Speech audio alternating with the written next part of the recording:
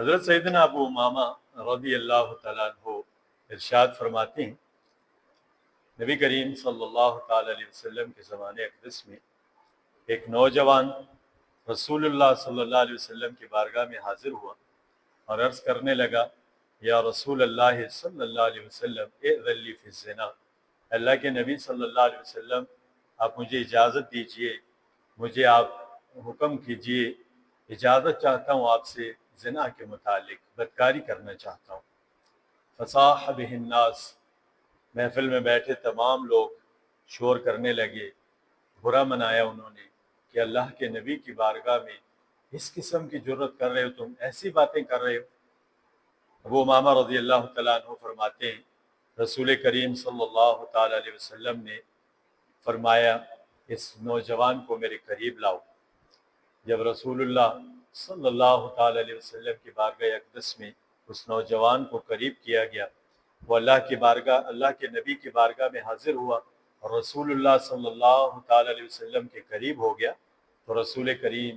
صلی اللہ تعالیٰ علیہ وآلہ وسلم نے پیار سے، محبت سے اسے کہا، اتحبہ لأمک، اے جوان بتاؤ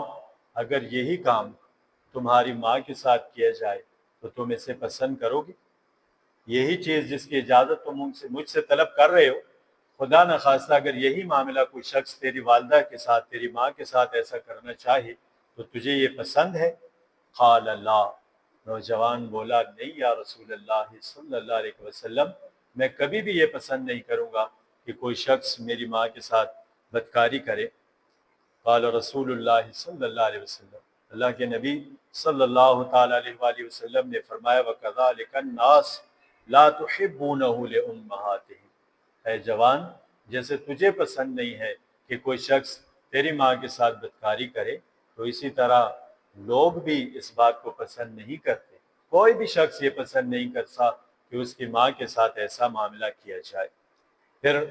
رحمت کائنات صلی اللہ تعالیٰ علیہ وسلم نے اسے فرمایا، اتحبہ لابنتک، کیا تجھے یہ پسند ہے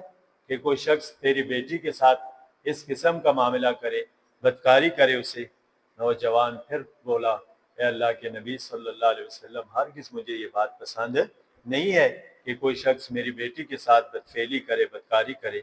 تو رسول اللہ صلی اللہ تعالیٰ علیہ وآلہ وسلم نے اسے فرمایا، وَكَذَلِكَ النَّاسُ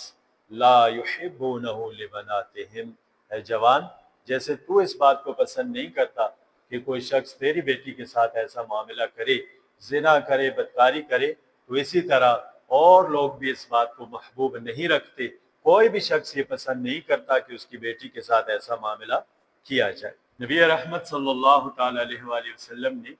اس سے تیسرا سوال کیا۔ رسول اللہ صلی اللہ تعالیٰ علیہ وسلم نے فرمایا، اتحبہ لاختک، کیا تو یہ کام اپنی بہن کے لیے پسند کرے گا؟ قال اللہ، اس شخص نے کہا، نہیں یا رسول اللہ صلی اللہ علیہ وسلم، ہرگز مجھے یہ پسند نہیں ہے کہ کوئی شخص میری بہن کے ساتھ ایسا کرے۔ تو رسول کریم صلی اللہ تعالیٰ علیہ وآلہ وسلم نے ارشاد فرمایا، وَكَذَلِكَ النَّاسُ لَا يُحِبُّونَهُ لِأَخَوَاتِهِمْ، اے جوان پھر اسی طرح باقی لوگ بھی جو ہے وہ کبھی بھی یہ پسند نہیں کریں گے کہ ان کی بہنوں کے ساتھ بھی کوئی ایسا معاملہ کرے۔ تو رسول اللہ صلی اللہ تعالیٰ علیہ وسلم کے بارے میں ابو امامہ رضی اللہ تعالیٰ عنہ فرماتے ہیں، فوضع رسول اللہ صلی اللہ علیہ وسلم یدہ علی صدرہ، پھر اللہ کے نبی صلی اللہ تعالیٰ علیہ وسلم نے اس نوجوان کے سینے پہ ہاتھ رکھا اور اللہ تبارک و تعالیٰ کی بارگاہ اقدس میں دعا کی کہ الہ العالمین اللہم کفر ذنبہ وطہر قلبہ وحسن فرجہ، الہ العالمین رب العالمین اس شخص کے گناہ کو معاف فرما دے، اس کی غلطی کو درگزر فرما دے مالک، اور فرمایا وطہر قلبہ، اس کے دل کو پاک کر دے، اس کے دل میں یہ جو گناہ آیا ہے، گناہ کا خیال پیدا ہوا ہے، اس کے دل کو گناہوں سے پاک کر دے، وحسن فرجہ، اور الہ العالمین اور اس کی شرمگاہ کی حفاظت فرما۔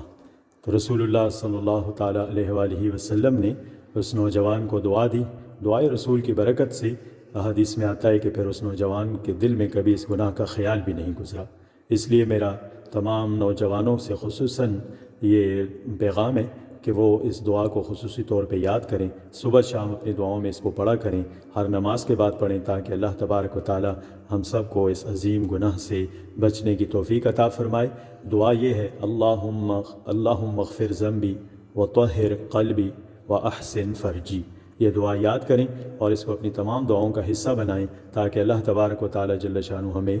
تمام گناہوں سے اور خصوصاً زنا سے، بدکاری سے محفوظ رکھے۔